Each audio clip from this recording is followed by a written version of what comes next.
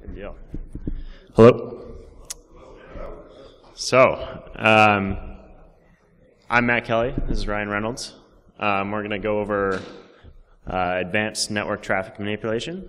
So, just Alice and Bob with Bruce Schneider in the middle. So I'm Matt Kelly. I'm a senior consultant at EY, Ernst & Young. I'm on Twitter and GitHub. Everything I retweet is an endorsement. From Houston, or from Chicago. I live in Houston now. I do pen testing, red teaming, that type of stuff. I work in the attack and pen division. Yeah,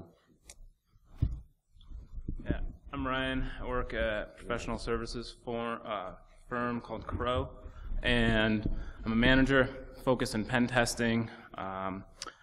Matt forced me to put in that I cheat at fantasy football, so a little background there. I don't know anything about football, so I outsourced my team draft to someone else. I don't know, some call that cheating, tomato, tomato, I don't know, whatever. But I won.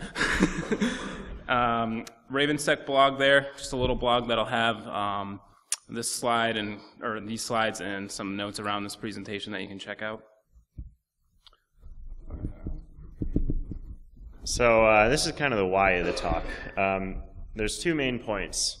The first one is the attacks we're about to cover are practical, and they do have a huge impact on your network.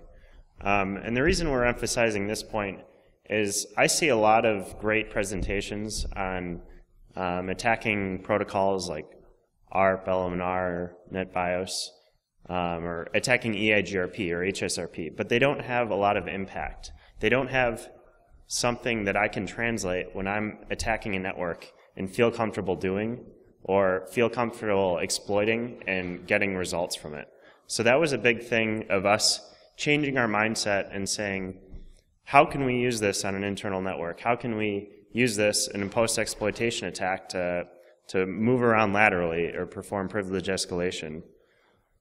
And we've also seen a large focus on network security historically, and we're, as an industry, often shifting towards AppSec. But these issues never went away, despite our focus on application security. And I guarantee you, I don't know the makeup of defenders versus offense in this room, but I guarantee you you're going to see this in every network you encounter or your network here. One of these things we're going to cover. The other thing is these vulnerabilities can be fixed that we're going to talk about. Our talk is broken up into how a protocol works briefly, the vulnerability, attack, and countermeasures. Oftentimes the attacks we go over are dismissed because they can't be fixed, and we're going to challenge you to say they can. And everything we've covered here, we've helped organizations fix. And between Ryan and I, we've been at a lot of organizations, and these things can be fixed. So again, on the practicality, real attackers, we see these post-exploitation techniques used. For instance, man-in-the-middle, ARP spoofing, that I'm about to cover. A lot of people say that's cheating, or it's not a valid attack vector because you can't fix it, and that's not true, and we're going to tell you how. And we'd argue that TJX would probably argue that this is a valid attack vector. And that was 2007, and we still see ARP spoofing everywhere we go, ARP poisoning. So the topics we're going to cover, we tried to avoid some of the more esoteric attacks, or the ones that we don't see realistic attack vectors coming from. Maybe in the future that'll change, but at this point in time, we're not going to be focusing on STP root bridge attacks, because that's not a realistic internal attack vector to us.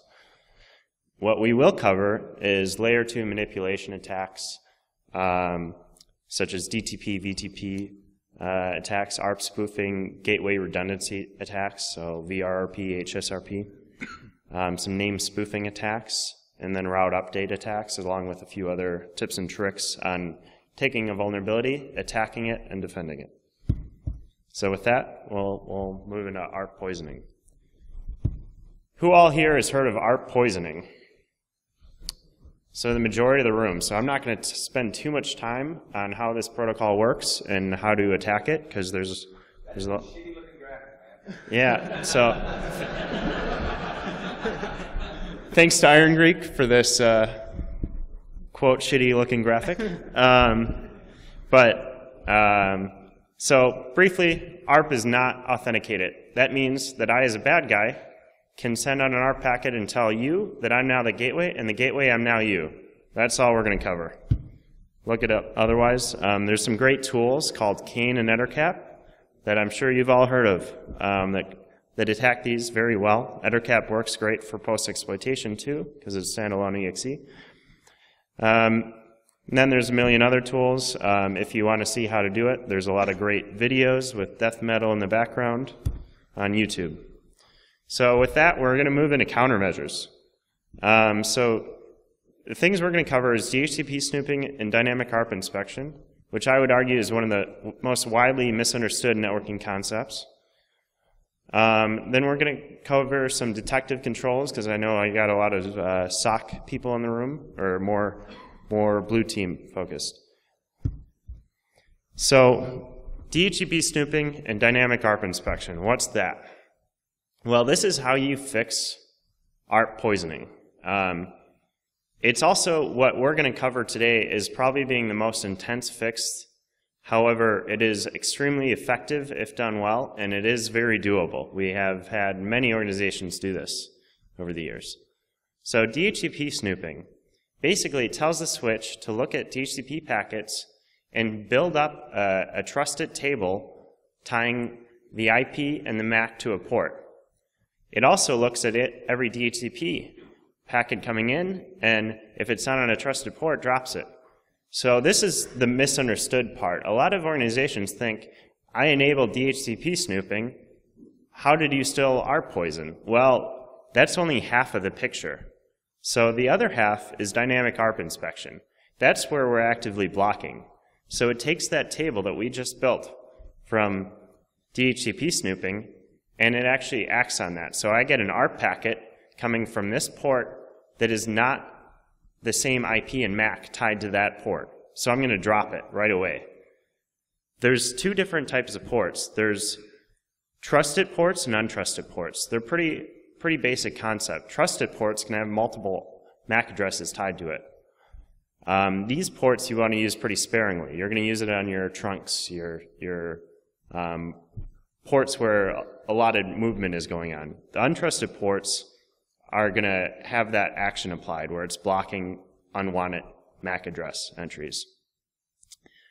So the important things to note here is the rate limit by default in a Cisco environment is 15 frames per second. So that means 15 ARP frames, and it'll actually trigger that port to be blocked. This is probably a bad default setup, so if you guys do this, you want to move that up. The reason that is there's a lot of devices that you have to support that have really bad TCP IP stacks. These are going to be your printers, your phones, that just blast out ARP traffic. If you've ever Wiresharked some printers, all it is ARP, ARP, ARP. You're going to block these ports, so you might have to make trusted ports throughout your network, but more than likely you just have to increase this rate limit. The other thing is, make sure you audit your trusted ports. You might be tempted to put these in conference rooms, but those are the ones I'm most likely to attack. So just make sure you look at these. I've had organizations I've gone to that went through the trouble of implementing this, and then they forgot to change my port to an untrusted port, so I was able to still do this attack. So the important thing is just putting both of these in place, and it is a very doable goal. A lot of places view this as an insurmountable thing to do on your network. I would challenge you to do it piecemeal, one at a time. As you touch a switch, implement this on the local VLAN. This is applied to your VLAN or your local subnet, so it is quite the fix. You have to do this on every switch, but it is very doable, and this will block ARP poisoning attacks. The next one, for more of the countermeasures on the client side, Symantec Endpoint Protection has a really great feature called anti-MAC spoofing. What this is Basically, it alerts on ARP poisoning attack taking place. It's pretty effective if you have your IR guys responding to these alerts. To our knowledge, this is one of the very few clients from like a endpoint protection standpoint that actually detects on this attack. ESET ENOD 32 supposedly does. I haven't seen it in place, so I can only speak that it has the capability. But this is one we see regularly as actively defending this. Really cool feature. The other cool thing, it'll detect static challenge keys. So when I'm doing an ARP poisoning attack, I'm probably going to be challenging you with integrated windows off with a static challenge of 11223344 that comes by default in every major tool. So Symantec Endpoint will actually detect on that, which is really neat. So take a look for those. Then your other options that we see every once in a while is ARP Watch, which is a open source tool to detect ARP spoofing. And then there's some commercial off-the-shelf tools, so Blinky boxes that do this as well. I would not recommend you go with the COTS approach. We see a lot of these very expensive boxes that organizations buy, and then you have to deploy these on every subnet. Same with ARP Watch, and monitor for these attacks, which is quite the intensive operation to do, and it's very expensive. But you can do it. So with that, I'll go into IPv6, man in the middle. So some good talks on it lately, but the very gist of it is you might be saying, well, you can't do network traffic manipulation because I encrypt everything with IPsec. That's a very misunderstood concept. IPsec is built into the protocol. It's not enabled by default. And it's very difficult to enable too. So with that, how IPv6 works at a very high level. So you take DHCP and IPv4, which assigns your DNS information, your IP information, all that. And then we split that into basically three major protocols. We got router advertisements, which we send out, which you can somewhat think of DHCP, tells you your default gateway. Then you got DHCP v6, which can do some of the stuff router advertisements do. Usually you use this for your DNS information. You also have SLAC, stateless address auto configuration, and this basically is where the client figures out its actual link local IP address. And the important thing to note is Windows by default ships with IPv6, same with Macs and Linux. They're enabled by default on a network, which is really useful for us since we're pen testers. And clients prefer IPv6 to IPv4. Right now, if you look in your Windows environment, I would bet if you look on your DNS server, you're going to see some IPv6 entries in there that you say, wait, I don't use IPv6.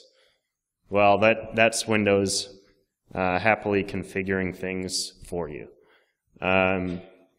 So the vulnerabilities we're going to go over, there's Slack attack, which we'll cover next, neighbor advertisement spoofing attack, which I haven't seen a lot of great details on.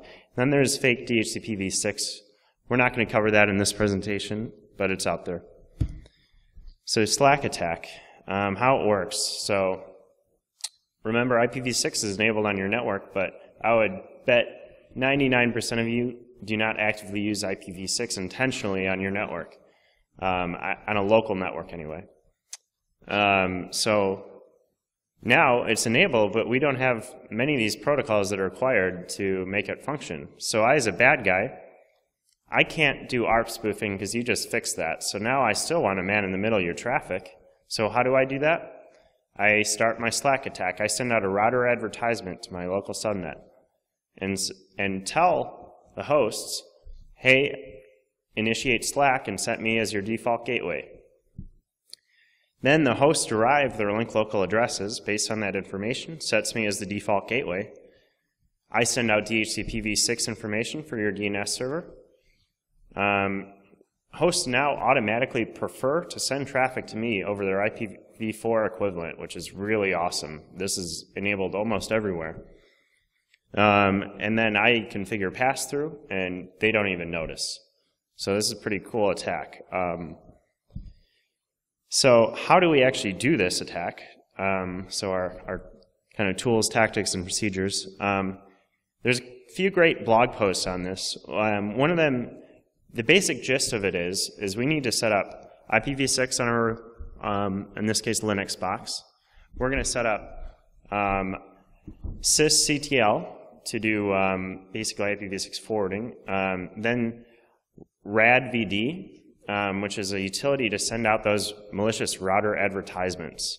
In this one, we're going to have to do some configuration based on Ryan and I's lessons learned doing this attack.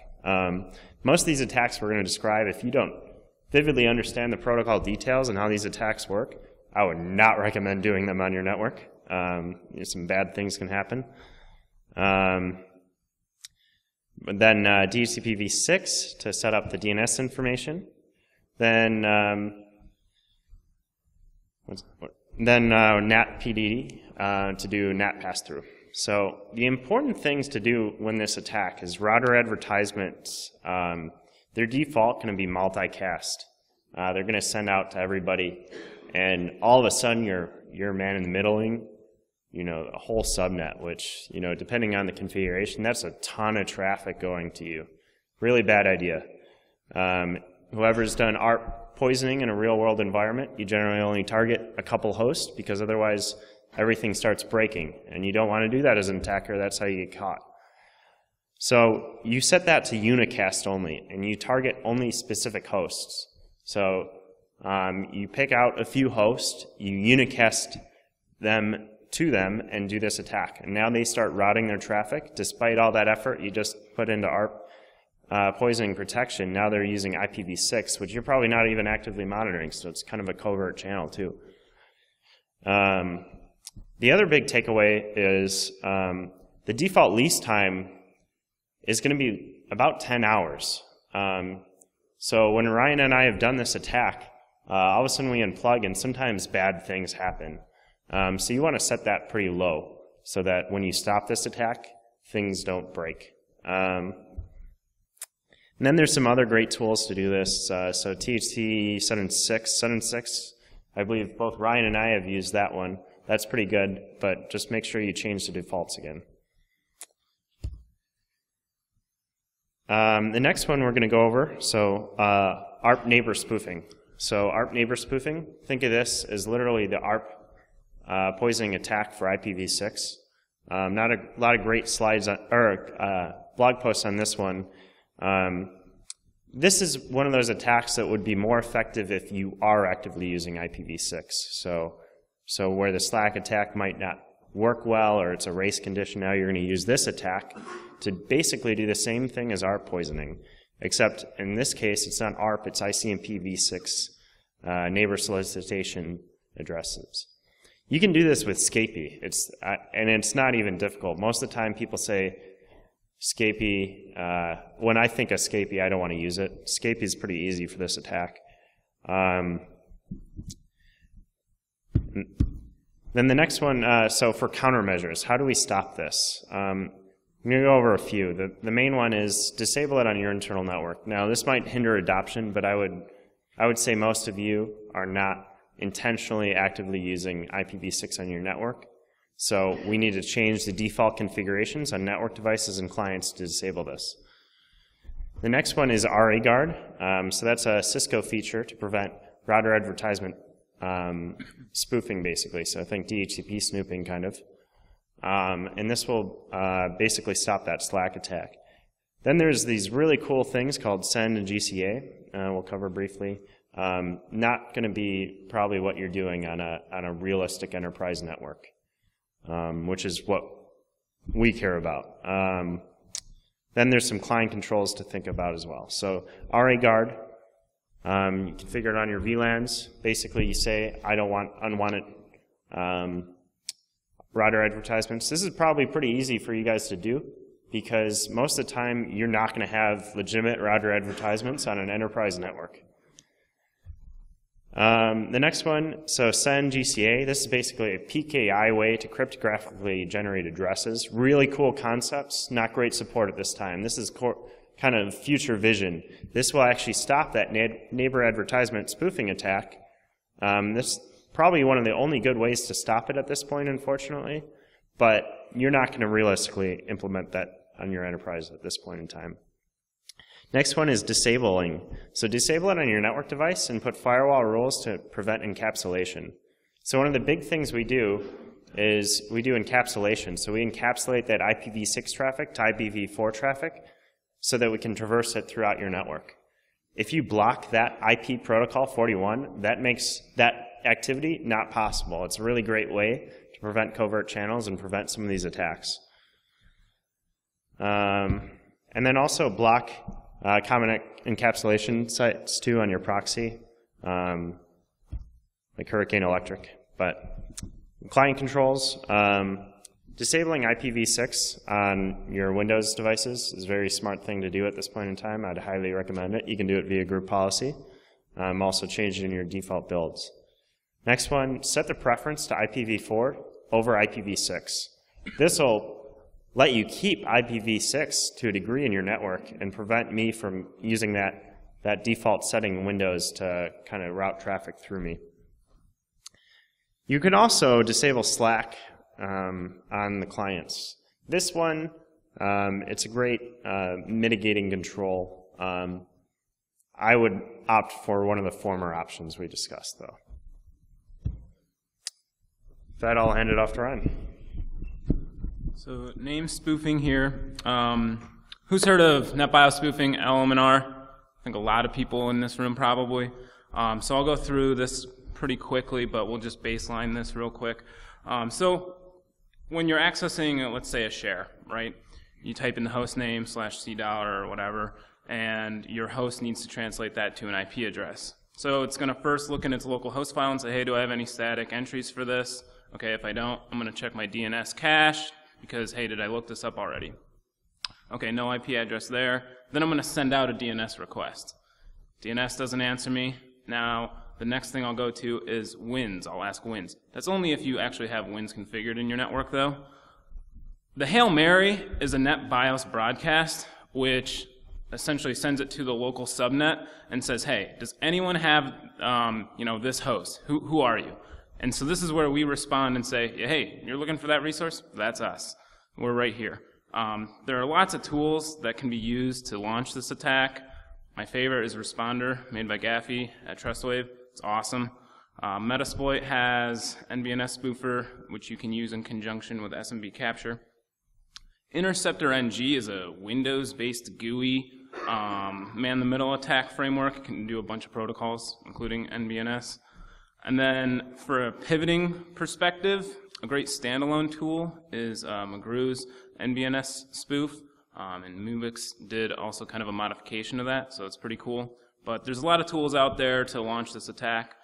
So basically, we're just answering that query to say, hey, you can't find out where this host is. It's us.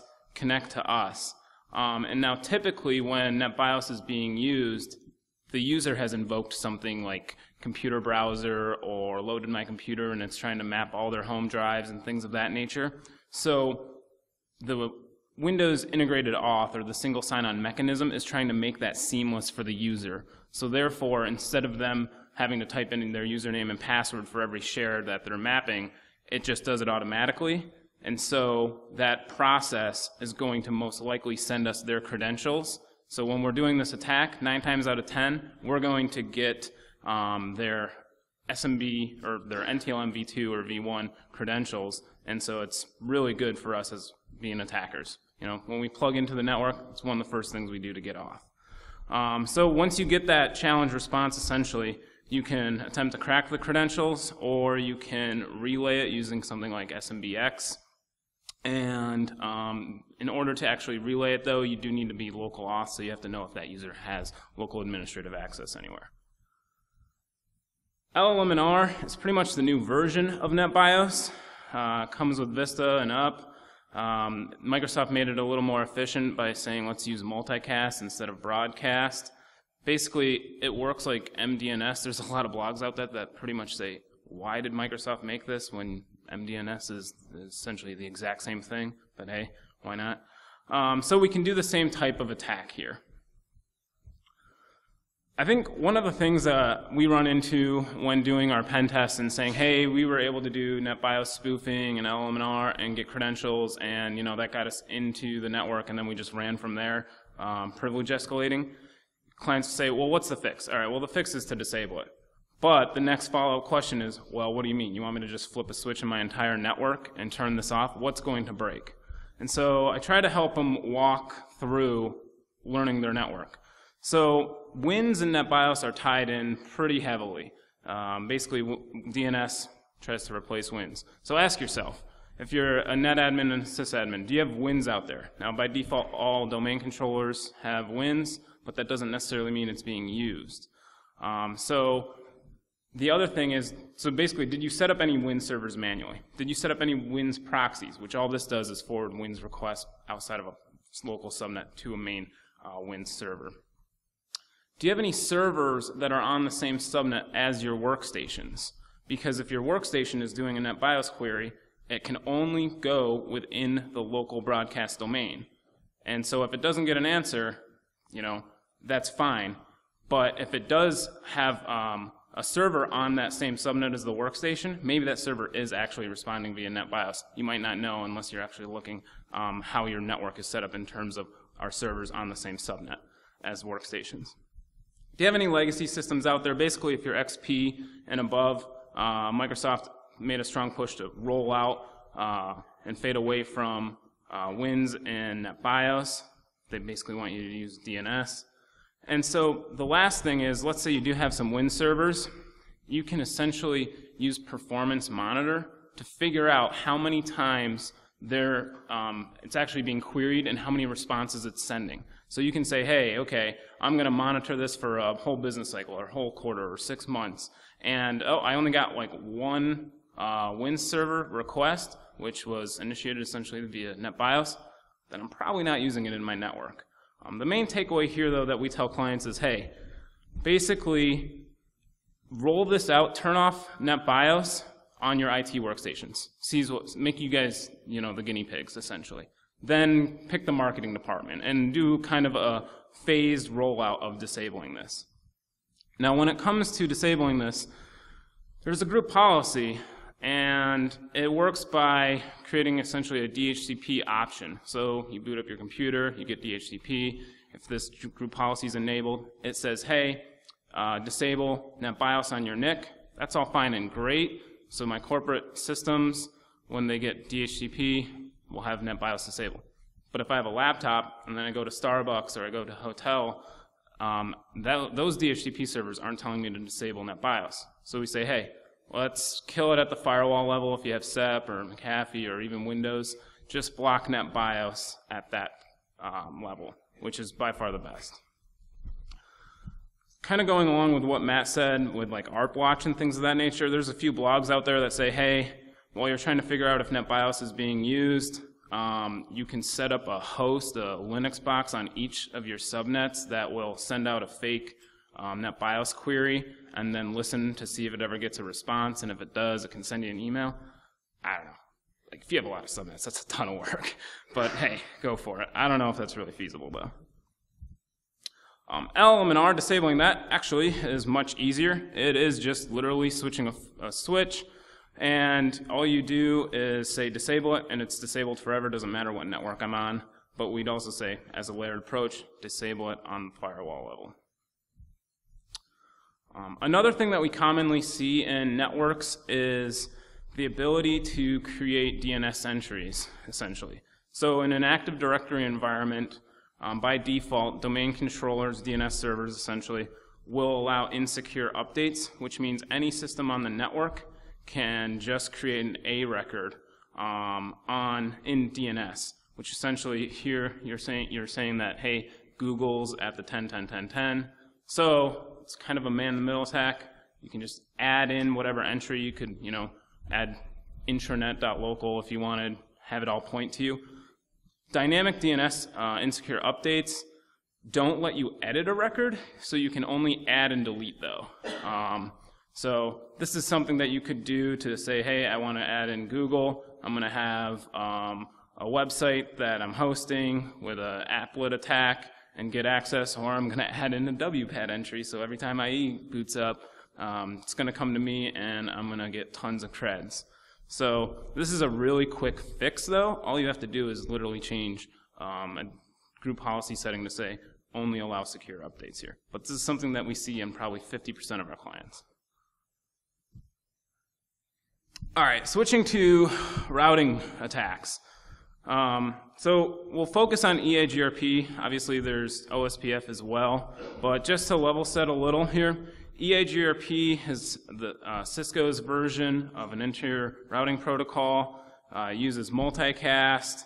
Basically, what happens is when a router joins the network, you send a hello packet and say, hey, I'm a new router. And other routers that are listening to the multicast will say, oh, okay, cool, let's create an adjacency then, and we'll basically swap route tables here. So after the hello packets go through, you send over your update packets, which contain all of the routes you know about. And the nice thing here, which helps us in this attack, is that EIGRP dictates that all update exchanges between routers need to be acknowledged. So essentially, you're just acting to say, yeah, I got your routes. Did you get mine? Yeah, I got your routes. Okay, cool. And then the way that routers keep track of each other is these hello packets get shot out every 5 to 30 seconds, depending on how you have it configured. And so if a router doesn't hear from another router, within like 2 minutes, it assumes that router's dead, and so now it needs to figure out a different way to get the data somewhere. So from an attacker's perspective, these hello packets aren't using authentication by default. So what we can do is pose as a router and send out hello packets and create an adjacency and download all the routes that that router knows about and then potentially inject routes. So there's lots of tools that do this actually. Cane enable, by default, if you just turn on the sniffer and click the little EIGRP tab in there, bam, it automatically sends out a hello packet, downloads all the routes for you. The Hacking Exposed guys made a set of tools that are basically just wrappers of Scapy. It's Perl scripts, not user-friendly, kind of difficult. So go for it if you want, but I would recommend using Loki. It's awesome. It's basically your Cinia, if you're familiar with that, but for layer 3. It can do tons of different protocols. It's awesome. And then Matt suggested that you can always just bring your own router and do that, but that's intense. So basically, we're forming an adjacency, we're downloading the routes, and at this point, when we do our route exchange, we just don't send the router anything. We have no idea. We don't route anything, but we get all of that info. So it's a great way to map networks. This is one of the first things we do to map a network, because depending on how EIGRP is set up, I can figure out where all your subnets are, essentially. One of the things that we'll do too is just because you made an adjacency and you download the routes doesn't mean you automatically get to inject routes. Most of the time that's the case, but not always. And so one of the things we'll do is say, okay, we downloaded all these routes and it looks like this environment is pretty much using the 172.16 ranges, let's say. So then we'll inject a route of the 192.168, 1.2, and we'll make it a /32 to see if that when I send that update, I get an ACK back. If I get an ACK back, I know that router has now taken it into its route table, and we're good to go. If you don't see that ACK, something else is blocking it and not allowing you to inject, even though you have an adjacency formed, and we'll kind of get into what that might be. Lesson learned. Double check your CIDR notation, because you don't want to inject like a whole class B or something. We would recommend just a /32 first. So what's the fix here? It's pretty simple. Passive mode would be the easiest one. So basically, I have router A connected to router B over an interface. These have to exchange hello packets and route updates. But I have router A also having a switch hang off another interface, which has a bunch of users, and I would put passive mode on that interface to say, hey, nothing EIGRP goes out that interface. So basically, if I can't see those hello packets, I can't do anything. I can't form an adjacency, I can't inject routes, boom, good to go. Cisco recommends using MD5 authentication as well, which is good. So basically all of the hello and update packets, you have to know the key in order to actually have the routers listen to you if they're configured with MD5 authentication. So if you do actually see a hello packet and there's encryption there, and you can just look in the packet, it'll show you. You can try to crack that key and then inject. But MD5 authentication, the only caveat here is that you have to update all your routers at the same time, because if you have one key here and this guy doesn't have a key, they're going to stop talking to each other. One of the things that we found out when doing this attack was, like I said, hey, we got an adjacency, we're trying to inject, and there's no axe back. Well, one of the things we found out is that with distribute lists, you can pretty much set an interface to say, hey, I should only listen to or receive or send EIGRP update information that contains the 172.16 address. So when we tried to inject on the 192.168, it said, no, I don't care about that. I'm not going to do that. I'm going to ignore it. And so that was one of the things that we realized that, oh, okay, that stopped us from getting an ACK and not injecting. Usually these are used in conjunction with access lists to pretty much say, hey, only actually designated routers can talk to the multicast here. Like I said earlier, OSPF is vulnerable to the same type of attack. Essentially, for updates or for its hello packets, it uses link state advertisements. And then for its updates, it uses LSUs. And then RIP is also vulnerable to this. So these are one of the attacks that people say, hey, there's tools out there to POC it, but can you actually weaponize it? And walking through a quick example here, Matt will actually walk through it. Yeah, so we've been seeing EIGRP a lot, but it took us a while to figure out a practical attack because we asked ourselves, wait, so you want to inject on an EIGRP routing protocol as a pen tester? That seems pretty dangerous. So finally we got the guts to do it and figured out... With permission. Yeah. Of course. We figured out basically a practical attack. So we listen on Wireshark, we see EIGRP packets, we think, okay, we probably have a good shot at forming an adjacency. So we form an adjacency with Loki or with whatever tool we went over. Then we actually dump the route updates. So we EIGRP, then after forming the adjacency, we dump all of the routes on the network. So this is great, we went over that. The next part is we actually inject a route on the network. So in this case, thanks to distribute lists, we target an internal host. So originally we started trying to target like 74.x, so Google, thinking people will browse to that. We stopped that and said, okay, let's target intranet or some site that people are going to go to. So we inject the route with /32. And that basically means if you don't set a prefix on Loki, prefix is your CIDR notation, that would try to inject 0.0.0.0. So again, set the prefix. And then basically disable ICMP redirects. So make sure that you get the ACK from the router saying that I acknowledge this. If Loki doesn't work, Loki doesn't always, you can try those other tools. So Easy EIGRP is a Linux standalone EIGRP client. There's some other tools. There's some great network engineering applications that we can just use for this attack. Disable ICMP redirects because you configure you as the next hop in this attack. So basically, you don't want your host sending back like, hey, this isn't smart to route it to me, which by default Linux is going to do, and make sure you have route forwarding on. If you want to pass that traffic. If you don't, set up something like Social Engineering Toolkit from Dave Kennedy, and also put a UNC path in there with an SMB listener. Now you're injecting in traffic, so every time that host goes to, say, the intranet site, it's now thinks you're the next hop. You launch the web page that you mirrored with a Java in there, applet attack in there, so now you have an interpreter session, and you also have a UNC path in there, so now they're auto Windows authenticating to you, and you have their challenge response hash.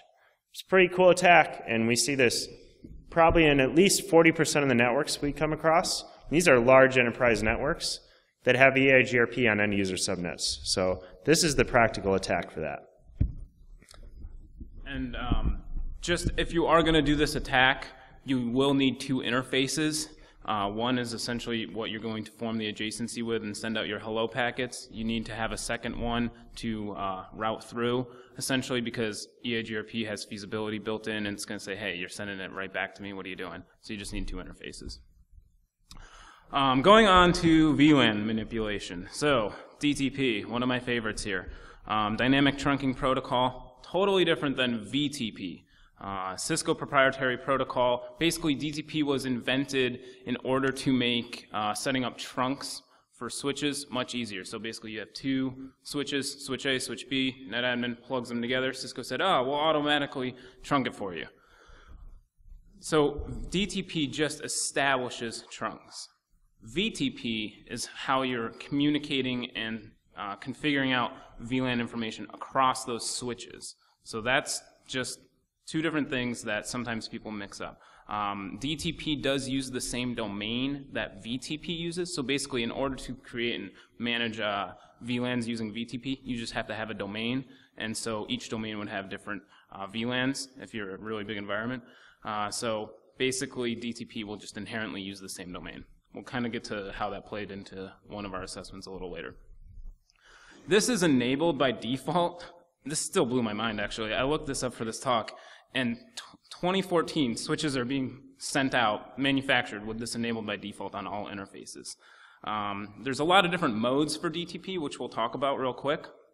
But basically, if you plug in a Cisco switch out of the box, this is going to be enabled.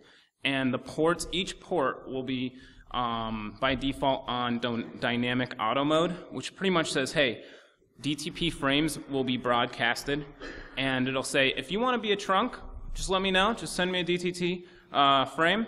Otherwise, yeah, we'll just continue on in access mode. The other mode that we can take advantage of is dynamic desirable, and this is pretty much would have to be manually configured by the NetAdmin. But it says, hey, I really want to be a trunk with you. I really want to be a trunk. Can you please be a trunk with me? Versus the first one, which just says, whatever. Trunk, obviously, it's a trunk. The port's a trunk. Access mode means that it's not a trunk and it will only be a normal user port.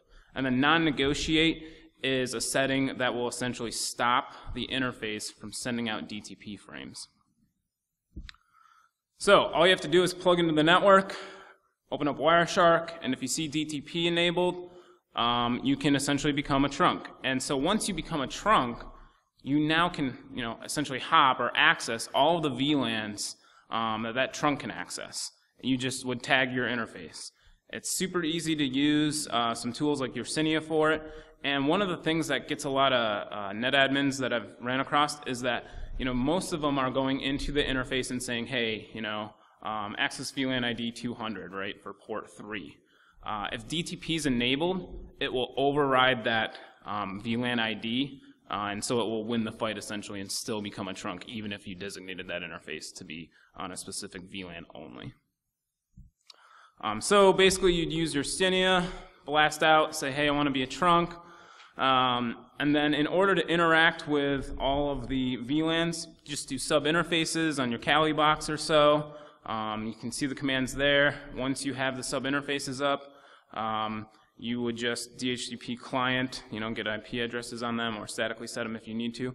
And the way that you can find what VLAN to actually tag is, after you create the trunk, open up Wireshark, sort on ARP, you're going to see ARP traffic from different VLANs, and then there'll just be a little tag that says what the VLAN ID is in the 802.1q portion of the packet. And so now you can say, okay, they're using the 163 VLAN.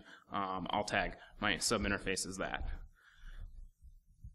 Couple lessons learned here. So I was on a job where I was like, oh guys, they got DTP enabled. We're doing an internal pen. I'm going to be a trunk. And it obviously went to a trunk, and since those guys didn't have any sub-interfaces set up before, all their stuff just died. So just, communicate before you do that.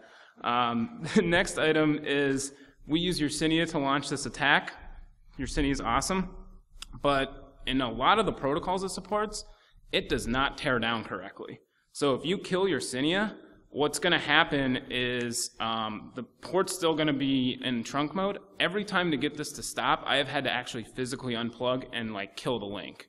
Now I only got to kill it for 30 seconds or so for everything to reset and go back to normal. But yeah, if you just close your Cynia, chances are it's not going to revert.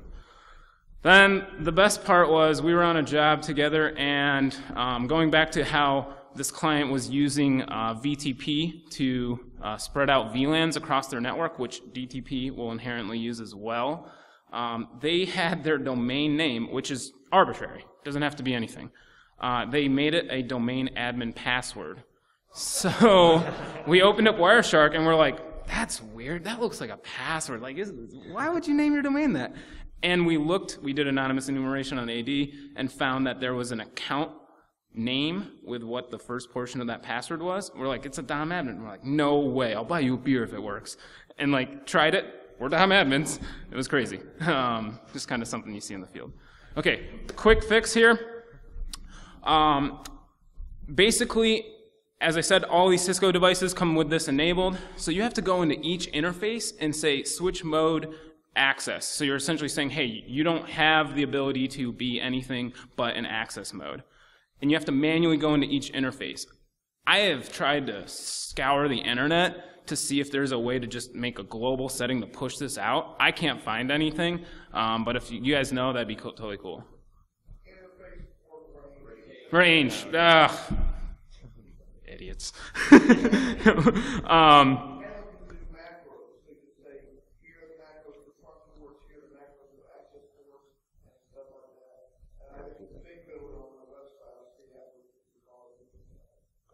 Okay, awesome. Just in case someone watches this later on, the gentleman said you can use macros to do this as well, which is pretty cool. I'm going to have to look into that. Appreciate the input, sir. That's awesome. Basically, you're going to then say switch port non-negotiate, which means stop sending DTP frames out. So Wireshark, if I'm a bad guy, I can't even tell that it's a possibility here. And then just assign your VLAN ID. So basically, for the DTP attack here, Matt will walk through kind of a quick thing. Okay, so DTP, what does it get you? So we just talked a lot about how to do the attack. We're going to speed through this. We're trying to boil the ocean in this talk, if you haven't figured that out. So DTP, it's a devastating attack. So now we made a trunk. Now I figure out what VLAN you use for all your PCI traffic, and I tag that. Now I just bypassed every ACL in your environment, and I'm on your PCI network. Pretty devastating. Now the hard part is you got to figure out this ARP, or which VLAN that's on, and that's not always apparent. But if you can do that, that's really devastating. And now I just bypassed all your PCI controls. The next one is I'm a trunk, and now I can be a member of every VLAN that I want. Now I can launch those other two attacks we talked about, so ARP spoofing or LNR, NetBIOS spoofing, all over your network. So I take it from a layer 2, only local subnet. Now I attach it with your Cynia. I'm a trunk. I tag all my interfaces.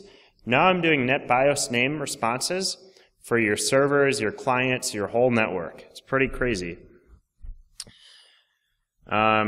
And then for time, that's all we're going to cover for that one. So real quick, real-world network attacks. So we went over some protocol attacks. This is how we compromise networks all the time. So we'll go for domain admin, but we'll also go for your network routers and switches.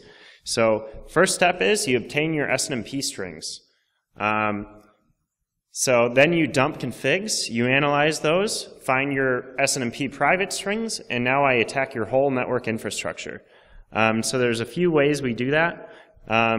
So the first way, you obtain your SNMP string. My favorite way is Prada, %X. A couple other guys made Prada, which is used to attack mainly SNMP and web interfaces with default passwords. So I launch that at your printers. One printer I find your network guy set up with the SNMP community read-write string that you use. Now I use that, and chances are that string's reused throughout your network, and you don't have ACLs on those interfaces, which we see all the time. Now I can dump every config in your network. figure out your local user passwords depending on the authentication preference I just took over your network. So this example, scanning public-private, I find one Cisco switch. Now I download all those. Next one, Prada. Here's some SNMP strings we encountered with private entries, or private community strings. Next one, type 16 bypass. So this is an oldie, 2001 vulnerability that we see all the time because no one updates their routers and switches because they just work. So all you need to do is find that one old switch that might be used for the IT help desk KVM or something that has this vulnerability. Now I bypass your authentication, I dump your config, I find that private string, now I reuse it and own your network. Or you just look for for ones without authentication. So if you search Shodan, Cisco IOS, last modified, these are routers and switches that don't require authentication, and in this case there's thousands of them on the internet. That's handy. Next, we dump the config. So we do that with Cisco SMB tools, Kane, many other tools support this. We dump the config. We look at it for type 7 passwords. We look at it for real passwords. Cisco keeps introducing new protocols that are easier to crack. So we had type 5 passwords. Those were a little harder to crack. Then they said, hey, let's take away the salt and make it type 4. Now I can crack those easy. And then we can use those to kind of own the network. That's basically, then we scan with that new string, and now we have every single network device. Now what do we do with that?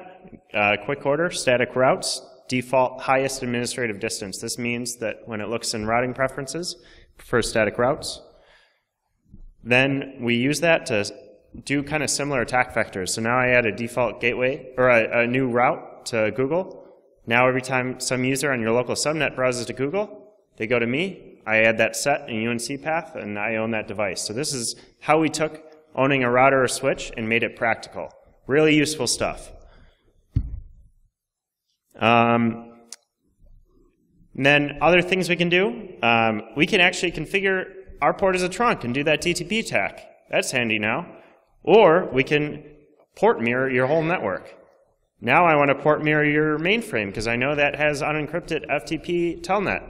So I remote port mirror, issue RSPAN in a GRE tunnel. Now I'm port mirroring that switch in your server data center from my local client interface. And now I'm seeing all the traffic it has because I owned your private string on your SNMP. And since we tried to boil the ocean, we don't have time for the HSRP, VRP attacks. We'll post them later. One last thing, bash bug, shell shock. You can do the same attack with this. Pretty cool. You just add a default gateway. Now, me as a pen tester, I'd prefer a shell, but you can do this and just add a default gateway to your attack box and just issue it via DHCP. So. I think we're running short on time. We have time for maybe 1 or 2 questions, I think. I don't know. Next speaker yet? Yeah, go ahead. Okay. Any questions? Well, I actually just have 2 quick comments. So for the route injection, so I've done that with pen too. It's a route that's targeting an external subnet, like or a specific site. If you just add a host route for the DNS server, then you can dynamically choose what you want to spoof and have it come in. And then also, I find so many networks that are just passively spoofing the network. There are network management systems that scan using SNMP, so you'll get the... Yep, absolutely. So there's 2 things there. The first one is EIGRP updates target their DNS infrastructure. Very good idea. The second one was a lot of client tools scan out SNMP private strings. So you just Wireshark, you do passive listening, and you see your SNMP community string. We've seen that all the time too, and it is effective. So all these different client management tools to detect new devices do this all the time. Really great, useful trick. So good comments there. Any other last questions? Yes, we're going to put our slides up. We hope to cover more attacks, but we'll put the slides up, and if you guys have any questions, our contact info is at the beginning of the slides. We're happy to answer questions. One last thing I promised my employer, our group is hiring, so if you want to work in attack and pen for the largest, one of the largest InfoSec offerings, we're actively hiring for just about any security position you could imagine. That's it.